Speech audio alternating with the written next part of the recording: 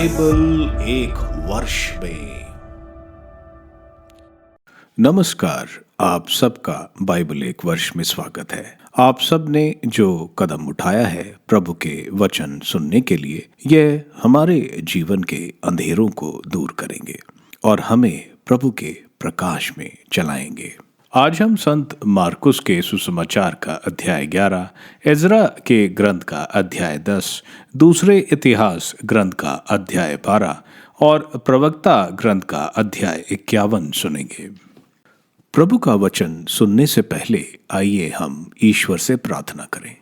हे प्रभु, हम आपका वचन सुनने वाले हैं।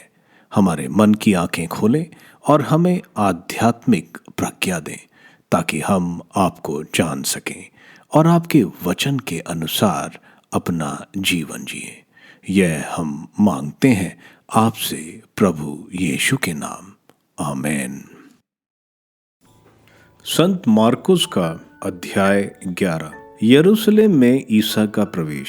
जब वे यरूशलेम के निकट जैतून पहाड़ के समीप बेदेज और बेथनिया पहुंचे तो ईसा ने अपने 2 शिष्यों को यह कहते हुए भेजा, सामने के गांव जाओ। वहां पहुंचते ही तुम्हें बंधा हुआ एक बछड़ा मिलेगा जिस पर अब तक कोई नहीं सवार हुआ है। उसे खोल कर ले आओ। यदि कोई तुमसे कहे यह क्या कर रहे हो, तो कह देना प्रभु को इसकी जरूरत है, वह इसे शीघ्र ही वापस भेज देंगे। शिष्य चले गए और बछड़े को बाहर सड़क के किनारे एक फाटक पर बंधा हुआ पाकर उन्होंने उसे खोल दिया। वहां खड़े लोगों में कुछ ने पूछा, यह क्या कर रहे हो? बछड़े को क्यों खोलते हो? ईसा ने जैसे बताया था शिष्यों ने वैसा ही कहा और उन लोगों ने उन्हें जाने दिया। उन्होंने बछड़े को ईसा के पास ले आकर उस पर अपने कपड़े बिछा दिए और ईसा सवार हो गए। बहुत से लोग ने अपने कपड़े रास्ते में बिछा दिए। कुछ लोगों ने खेती में हरी भरी डालियां काट कर फैला दी। ईसा के आगे आगे जाते हुए और पीछे पीछे आते हुए लोग यह नारा लगा रहे थे, होसाना, धन्य है वे जो प्रभु के नाम पर आते हैं। धन्य है हमारे पिता दाऊद का आने वाला राज्य, सर्वोच्च स्वर्ग में होसाना। ईसा ने यरूशलेम पहुंचकर मंदिर में प्रवेश किया। वहां सब कुछ अच्छी तरह देखकर वह अपने शिष्यों के साथ बेथनिया चले गए, क्योंकि संध्या हो चली थी। फलहीन अंजीर का पेड़। दूसरे दिन जब वे बेथनिया से आ रहे थे तो ईसा को भूख लगी। वह कुछ दूरी पर पत्तेदार अंजीर का पेड़ देखकर उसके पास गए कि शायद उस पर कुछ फल मिले, किंतु पास आने पर उन्होंने पत्तों के सिवा और कुछ नहीं पाया, क्योंकि वह अंजीर का मौसम नहीं था। ईसा ने पेड़ से कहा, फिर कभी कोई तेरे फल न खाए। उनके शिष्यों ने उन्हें यह कहते सुना। मंदिर से बिक्री करने वालों का निष्कासन। वे यरूशलेम पहुंचे। मंदिर में प्रवेश कर ईसा वहां से बेचने और खरीदने वालों को बाहर निकालने लगे। उन्होंने सराफों की मेजें और कबूतर बेचने वालों की चौकियां उलट दी और वे किसी को भी घड़ा लिए मंदिर से होकर आने जाने नहीं देते थे। उन्होंने लोगों को शिक्षा देते हुए कहा, क्या यह नहीं लिखा है, मेरे घर सब राष्ट्रों के लिए प्रार्थना का घर कहलाएगा, परंतु तुम लोगों ने उसे लुटेरों का अड्डा बनाया है। महायाजकों तथा शास्त्रियों को इसका पता चला और वे ईसा के सर्वनाश का उपाय ढूंढते रहे। वे उनसे डरते थे क्योंकि लोग मंत्र मुग्ध होकर उनकी शिक्षा सुनते थे। संध्या हो जाने पर वे शहर के बाहर चले जाते थे। सूखा हुआ अंजीर का पेड़। प्रातः जब वे उधर से आ रहे थे तो शिष्यों ने देखा कि अंजीर का वह पेड़ जड़ से सूख गया है। पेतरुस को वो बात याद आई और उसने कहा, गुरुवर, देखिए, अंजीर का वह पेड़ जिसे आपने शाप दिया था सूख गया है। ईसा ने उन्हें कहा, ईश्वर में विश्वास करो। मैं तुमसे यह कहता हूँ, यदि कोई इस पहाड़ से यह कहे, उठ समुद्र में गिर जा, और मन में संदेह ना करे, बल्कि यह विश्वास करे कि मैं जो कह रहा हूँ वह पूरा होगा, तो उसके लिए वैसा ही हो जाएगा। इसलिए मैं तुमसे कहता हूँ, तुम जो कुछ प्रार्थना में मांगते हो, विश्वास करो कि वह तुम्हें मिल गया है और वह तुम्हें दिया जाएगा। जब तुम प्रार्थना के लिए खड़े हो और तुम्हें किसी से कोई शिकायत हो तो क्षमा कर दो, जिससे तुम्हारा स्वर्गिक पिता भी तुम्हारे अपराध क्षमा कर दे। अधिकार का प्रश्न। वे फिर यरूशलेम आए। जब ईसा मंदिर में टहल रहे थे तो महायाजक, शास्त्री और नेता उनके पास आकर बोले, आप किस अधिकार से यह सब कर रहे हैं? किसने आपको यह सब करने का अधिकार दिया है? ईसा ने उन्हें उत्तर दिया, मैं भी आप लोगों से एक प्रश्न पूछना चाहता हूँ। यदि आप मुझे इसका उत्तर देंगे तो मैं भी आपको बता दूंगा कि मैं किस अधिकार से यह सब कर रहा हूँ। बताइए, यूहन्ना का बपतिस्मा स्वर्ग का था अथवा मनुष्यों का? वह यह कहते हुए आपस में परामर्श करते थे। यदि हम कहें स्वर्ग का तो वह कहेंगे, तब आप लोगों ने उस पर विश्वास क्यों नहीं किया? यदि हम कहें मनुष्यों का तो वे जनता से डरते थे, क्योंकि सब यूहन्ना को नबी मानते थे। इसलिए उन्होंने ईसा को उत्तर दिया, हम नहीं जानते। इस पर ईसा ने उनसे कहा, तब मैं भी आप लोगों को नहीं बताऊंगा कि मैं किस अधिकार से यह सब कर रहा हूं। एजरा का ग्रंथ अध्याय 10। एजरा की प्रार्थना का प्रभाव। जब एजरा ईश्वर के मंदिर के सामने दंडवत पड़ा हुआ था और पाप स्वीकार करते और रोते हुए प्रार्थना कर रहा था, तो इजरायली पुरुष, स्त्रियों और बच्चे बड़ी संख्या में उसके पास एकत्रित हो गए। लोग फूट फूट कर रोने लगे। एलाम वंशी यहियाल के पुत्र शकन्या ने एजरा से कहा, इस देश के लोगों को विजातीय कन्याओं से विवाह कर हमने अपने ईश्वर के साथ विश्वासघात किया। होने पर भी इजराइल के लिए भी आशा शेष है। हम अपने ईश्वर के सामने ये प्रतिज्ञा करें कि हम आप पर और हमारे ईश्वर की आज्ञा पर श्रद्धा रखने वाले व्यक्तियों के परामर्श के अनुसार इन सब स्त्रियों और इनसे उत्पन्न संतान को त्याग दें, जिससे संहिता का पालन किया जाए। उठिए, यह मामला आपके हाथ में है, हम आपके साथ हैं। अपनी दृढ़ता पूर्वक यह काम पूरा कीजिए। तब इज़रा ने उठकर याजकों के नेताओं, लेवियों और सब इजरायलियों से शपथ खिलवाई कि वैसा ही करेंगे। उन्होंने इसकी शपथ खाई। इसके बाद एजरा ईश्वर के मंदिर के सामने से उठकर एलियाशीब के पुत्र योहन्नान के कमरे में गया। उसने वहां बिना खाए पिए रात बिताई, क्योंकि उसे निर्वासित लोगों के विश्वासघात के कारण बड़ा दुख था। अब निर्वासन से लौटे हुए यूदा यरूशलेम भर में सब रहने वालों को सूचित किया गया कि वे यरूशलेम में एकत्रित हों। जो व्यक्ति 3 दिन के अंदर मुखियाओं और नेताओं की आज्ञा के अनुसार उपस्थित नहीं होगा, उसकी सारी संपत्ति जब्त कर ली जाएगी और उसको निर्वासितों के समाज से बहिष्कृत कर दिया जाएगा। विजातीय विवाह के संबंध में निर्णय। इसलिए 3 दिन बाद यूदा और बेन्यामीन के सब पुरुष यरूशलेम में एकत्रित हुए। 9वें महीने के 20वें दिन सब लोग ईश्वर के मंदिर के सामने चौक में बैठे हुए थे। वह इस मामले के डर से और घनघोर वर्षा के कारण कांप रहे थे। याजक एजरा ने उठकर उनसे कहा, तुमने ईश्वर के साथ विश्वासघात किया और विजातीय स्त्रियों से विवाह कर तुमने इजराइल के दोष को और भी बढ़ाया है। अब प्रभु अपने पूर्वजों के ईश्वर के सामने अपना अपराध स्वीकार कर लो और उसकी इच्छा पूरी करो। देश के दूसरे लोगों से मेल जोल मत रखो और विजातीय स्त्रियों का त्याग कर दो। सारी सभा ने ऊंचे स्वर से उत्तर दिया, ठीक है, जैसा आपने कहा हमें वैसा ही करना होगा। किंतु ऐसे लोगों की संख्या बहुत है और अब वर्षा ऋतु है, हम यहाँ चौक में खड़ा नहीं रह सकते।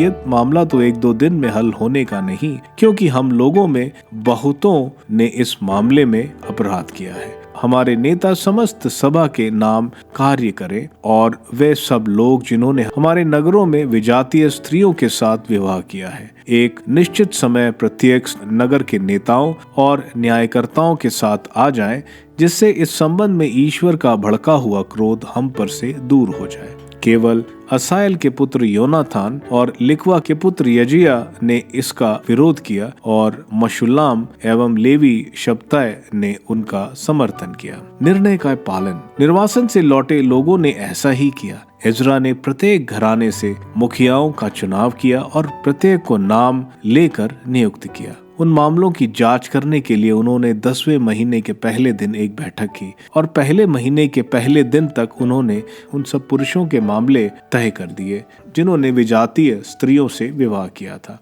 दोषी व्यक्तियों की सूची। याजकों में निम्नलिखित व्यक्तियों ने विजातीय स्त्रियों से विवाह किया था। योशादाक के पुत्र यीशुआ के पुत्रों और उसके भाइयों में मसैया, एलियाजीर, यारीब और गल्दिया। उन्होंने हाथ पर हाथ रखकर अपनी पत्नियों को त्याग करने की प्रतिज्ञा दी। इसमें प्रत्येक ने प्रायश्चित बलि के लिए एक मेढ़ा दिया। इमलैर के पुत्र में हनानी और जब्दा। हरीम के पुत्र मसैया, एलिया, शमाया, यहीएल और उजिया। पशूर के पुत्र एलियोनेस, मसैया, इस्माएल, नथानेल, योजाबाद और एल आसा। लेवियों में योजाबाद, शिमई, केलाया अर्थात कलीटा, पथाया, यूदा और एलियाजर। गायकों में एलियाशीब।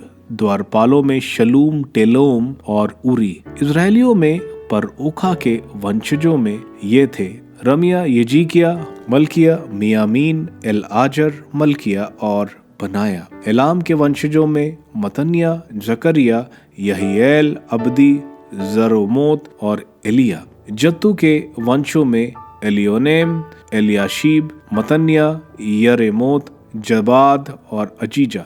बेबे के वंशों में यहोनान, हनन्या, जबिया और अतल्या। बानी के वंशजों में मशकुलाम, मालूक, अदाया, याकूब, शलाल और शेरमत। पहत मोआब के वंशजों में अदना, कलाल, बनाया, मसोया, मंताया, बसाइल, बित्रुई और मनासे। हरीम के वंशजों में एलियाजर, यशिया, मलकिया, शमाया, शिमकोन, बेन्यामीन, मलकूम और शमरिया। याशूम के वंशों में मतन्या, मत्ता, जबाद, एल्फटेट, यरमेस, मनासे और शिमई। बानी के वंशजों में मदाय, अमराम, उरियल, बनाया, वेदा, कुल्हू, वन्या, मोरा, मरेमोट, एलियाशीब, मतन्य और यसाव। बित्रुई के वंशजों में शिरमाई, शलमिया, नाथान, अदाया, मकदानबे, शशाय, शारे, एजरेल, शेलमिया, शर्मिया, शलम, अमरिया और यूसुफ। नेबो के वंशजों में ययेल, मतिया, जबाद, जबीना, यदय, योएल और बनाया। इन सब ने विजातीय स्त्रियों से विवाह किया और इनमें कुछ व्यक्तियों को उन पत्नियों से पुत्र भी उत्पन्न हुए। दूसरा इतिहास ग्रंथ अध्याय 12। जब रहबाम का राज्य सुदृढ़ हो गया और वह स्वयं शक्तिशाली बन गया, तो उसने उसके साथ समस्त इजरायलियों ने प्रभु की संहिता का पालन करना छोड़ दिया। राजा रहबाम के 5वें वर्ष मिस्र के राजा शीशक ने यरूशलेम पर आक्रमण किया, क्योंकि लोगों ने प्रभु के साथ विश्वासघात किया था। वह 1200 रथ, 60,000 घुड़सवार और मिस्र से लिबिया वासी, सुकियों और कूशियों की एक विशाल सेना लेकर आया।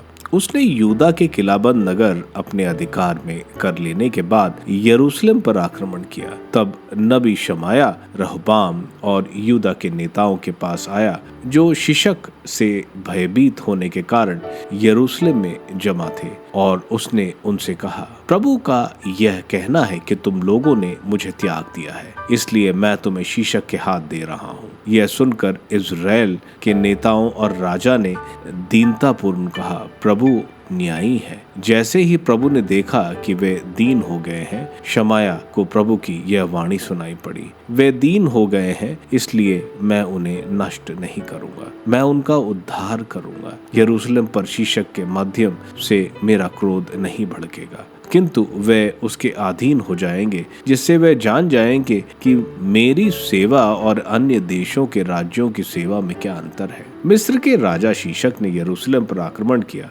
उसने प्रभु के मंदिर और राजभवन के खजाने लूट लिए। उसने सब कुछ छीन लिया, सोने की उन ढालों को भी जिन्हें सुलेमान ने बनवाया था। राजा रहबाम ने उनकी जगह कांसे की ढालें बनवाई और उन्हें उन अंगरक्षकों के अध्यक्ष को सौंपा जो राजभवन के द्वार पर पहरा देते थे। जब जब राजा प्रभु के मंदिर जाता था, अंगरक्षक उन्हें हाथ में लिए रहते और उसके बाद वे उन्हें रक्षकों के कमरे में ले जाकर रख देता। चूंकि रहबाम ने नम्रता दिखाई, इसलिए प्रभु का कोप उस पर से हट गया और उसने उसका पूरा विनाश नहीं किया, क्योंकि यहूदा में शुभ कार्य भी होते रहते थे। राजा रहबाम यरूशलेम में शक्तिशाली होकर राज्य करता रहा। जब वह राजा बना तो उसकी अवस्था 41 वर्ष थी। उसने यरूशलेम में 17 वर्ष शासन किया। उस नगर में जिसे प्रभु ने इज़राइल के सब वंशजों में से अपने नाम की प्रतिष्ठा के लिए चुना था। उसकी माता का नाम नामा था, जो अमोनी जाति की थी। उसने वही किया जो प्रभु की दृष्टि में बुरा है, क्योंकि उसने सारे हृदय से प्रभु की खोज नहीं की। प्रारंभ में अंत तक रहबाम का इतिहास नबी शमाया और दृष्टा इदो के इतिहास ग्रंथ में लिखा है। रहबाम और यरोबाम में सदा युद्ध होता रहा। रहबाम अपने पैतरों से जा मिला और दाऊद नगर में दफना दिया गया। उसका पुत्र अबिया उसकी जगह राजा बना। प्रवक्ता ग्रंथ अध्याय 51। बेन सिरास का धन्यवाद। प्रभु मेरे राजा, मैं तुझे धन्यवाद कहूंगा। ईश्वर मेरे मुक्तिदाता, मैं तेरी स्तुति करूंगा। मैं तुझे धन्यवाद देता हूँ, क्योंकि तू मेरी रक्षा और सहायता करता रहा। तूने मुझे सर्वनाश से, छल कपट करने वालों के फंदों से और झूठ बोलने वालों के षड्यंत्र से बचाया है। तू मेरे शत्रुओं के विरुद्ध मेरा सहारा रहा। अपनी असीम दया तथा महिमा में नाम के अनुरूप तूने इन सब बातों में मेरी रक्षा की है। भक्षकों के दांतों से, हत्या पर उतारू लोगों के पंजों से, आ पड़ने वाली असंख्य विपत्तियों से, घेरने वाली आग के धुएं से, उस अग्नि ज्वाला से जिसे मैंने नहीं जलाया, अधोलोक के गर्त से, कपटी जीव की निंदा से और मुझ पर लगाए हुए मिथ्यावाद से मृत्यु मेरे निकट आ गई थी। मैं अधोलोक के फाटक तक पहुंच गया था। उन्होंने मुझे चारों ओर से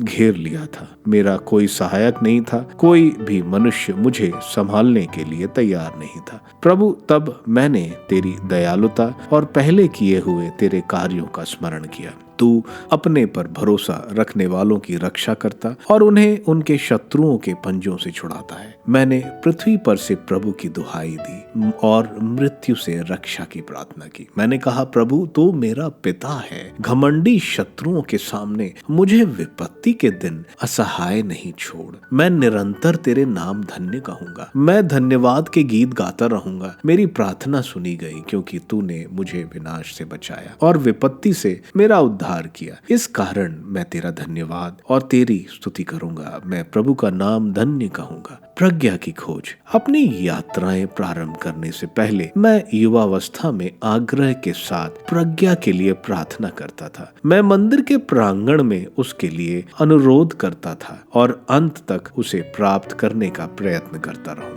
वह फलते फूलते हुए अंगूर की तरह मुझ में विकसित होकर मुझे आनंदित करती रही। मैं सीधे मार्ग पर आगे बढ़ता गया और बचपन से ही प्रज्ञा का अनुगामी बना। मैंने थोड़े समय तक उस पर कान दिया था और मुझे प्रचुर मात्रा में शिक्षा मिली। मैं उसी के कारण प्रगति कर सका जिसने मुझे प्रज्ञा प्रदान की है। मैं उसकी महिमा करूंगा। मैंने प्रज्ञा के अनुसार आचरण करने का निश्चय किया। मैं भलाई करता रहा, मुझे कभी लज्जित नहीं होना पड़ेगा। मैं प्रज्ञा प्राप्त करने के लिए पूरी शक्ति से प्रयास करता रहा और संहिता के पालन में ईमानदार रहा। मैंने आकाश की ओर हाथ ऊपर उठाया और अपनी नासमझी पर दुख प्रकट किया। मैं उत्सुकता से प्रज्ञा को खोजता रहा और अपने सदाचारण के कारण मैंने उसे पाया। मुझे प्रारंभ से उसके द्वारा विवेक मिला, इसलिए मुझे कभी प्रयुक्त नहीं किया गया। मैं पूरी शक्ति से उसकी खोज करता रहा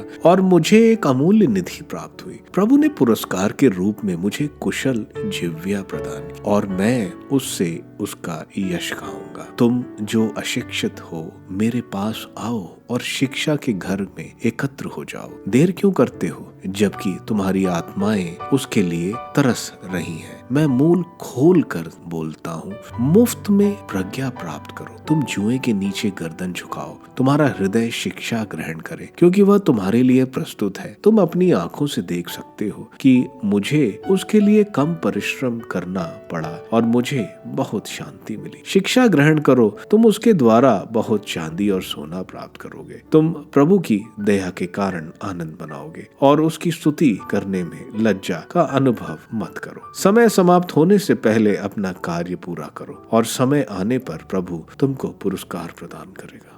संत मार्कुस के सुसमाचार के अध्याय 11 में हम देखते हैं प्रभु का यरूशलेम में प्रवेश। यह रविवार का दिन था, सैबत के बाद, और 10वां दिन अवीव के महीने का, जो यहूदियों का पहला महीना होता है।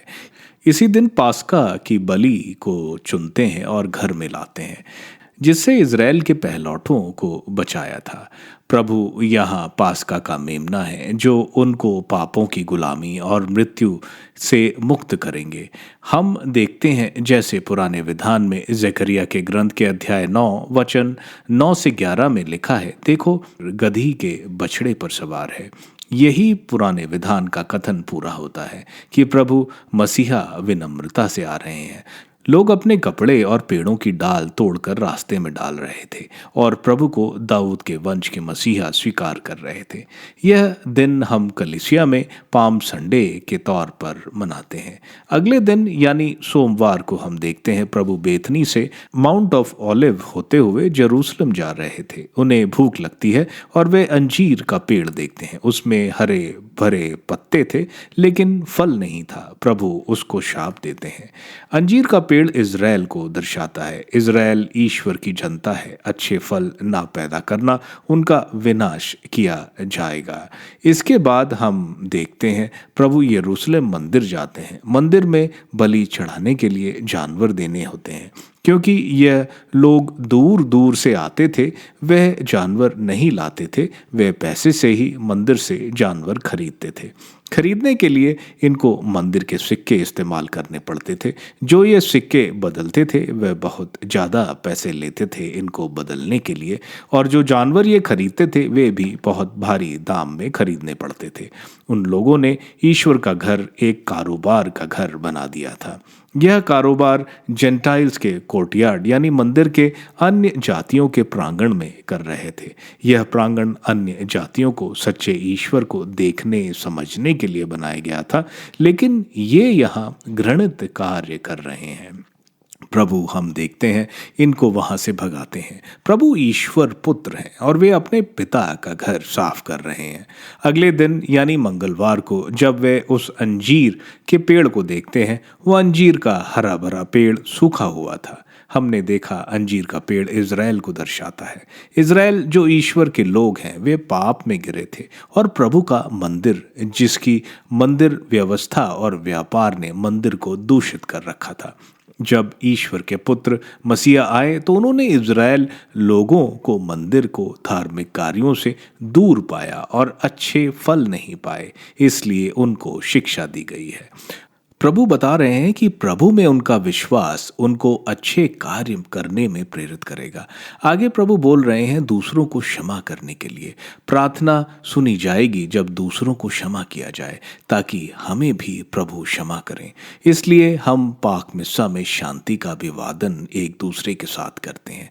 मंदिर में यह सब देखकर मुख्य पुरोहित और शास्त्री प्रभु से पूछते हैं कि किसके अधिकार से प्रभु यह सब कर रहे हैं। प्रभु तो ईश्वर पुत्र हैं, पुत्र अपने पिता का घर साफ करेगा।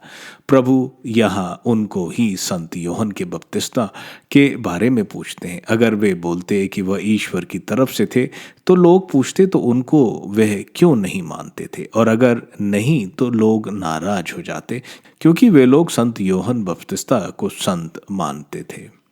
मुख्य पुरोहित और शास्त्रियों के जवाब ना देने पर प्रभु ने भी उनको जवाब नहीं देते हैं। एजरा के ग्रंथ के अध्याय 10 में हम देखते हैं इन लोगों ने जो अन्य जातियों से शादी करी थी, जो संहिता में मना है, और वो वंश को दूषित करेगी। यह पाप हम देखते हैं पुरोहितों के परिवार में जिन्होंने अन्य जातियों से शादी की थी। सब निर्णय लेते हैं कि 3 महीने में पता लगाया जाए कि किन लोगों ने अन्य जातियों से शादी की है। 113 आदमियों के नाम आते हैं जिन्होंने अन्य जातियों की स्त्रियों से शादी की थी। पूरे 29,000 परिवार जो निर्वासन से वापस आए थे उसमें ये थे शामिल। हम देखते हैं ये उन स्त्रियों को तलाक देते हैं और वे इनके बच्चों के साथ चली जाती हैं। आज हमने एजरा का ग्रंथ समाप्त किया। प्रभु को धन्यवाद।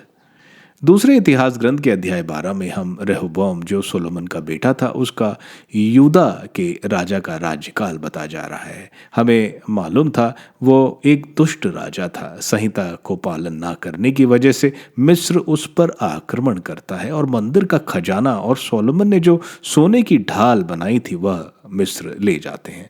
रेहोबोम ने 41 साल शासन किया और उसके बाद उसका बेटा अबीजा ने राज गद्दी संभाली। प्रवक्ता ग्रंथ के अध्याय 51 में हम बेनशरा को धन्यवाद बोलते देख रहे हैं। किस तरह से जब बचने का कोई रास्ता नहीं था, जब मौत दरवाजे पर खड़ी थी, तब प्रभु ने किस तरह बचाया। आगे बेनशरा बता रहे हैं किस तरह वे प्रज्ञा के लिए मेहनत करते थे और प्रज्ञा का दरवाजा उन्हें मिला और प्रज्ञा से मिली सिखलाई आत्मिक ज्ञान और जीवन में शांति लाई। आज हमने प्रकाशना ग्रंथ खत्म किया। प्रभु को धन्यवाद। आप सबको धन्यवाद ईश्वर के वचन सुनने के लिए। मैं आपसे विनती करता हूं कि आप बाइबल एक वर्ष में को दूसरों के साथ शेयर करें, क्योंकि प्रभु का वचन स्वयं प्रभु यीशु है। प्रभु को दूसरों को देने वालों को प्रभु की आशीष जरूर मिलेगी। मैं आप सबका बड़ी बेसब्री से कल इंतजार करूंगा। धन्यवाद।